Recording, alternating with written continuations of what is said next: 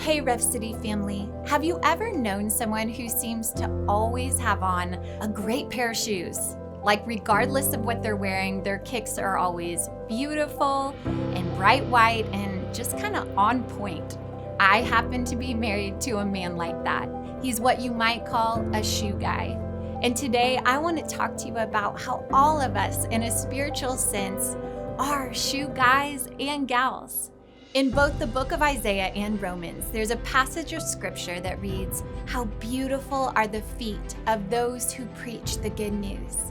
How beautiful are the feet? Wait, what do feet have anything to do with sharing the gospel?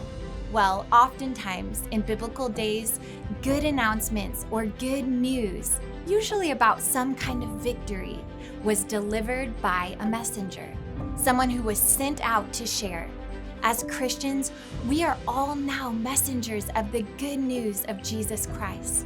What I like about the fact that this passage says how beautiful are the feet is that feet, well, they just kind of go. They do what you tell them to do. Feet are not like your mind, which often has to be convinced, or like your heart, which can be swayed by emotions. Feet just go, and we've all been commanded to go and share the gospel, regardless of how we feel, regardless if it's uncomfortable at times, regardless if evangelism is at the top of our spiritual assessment or any other excuse we have.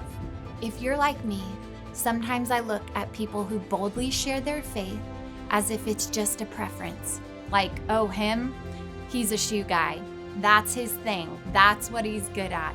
But the truth is, we are all called to evangelize. Why? Because so much is at stake.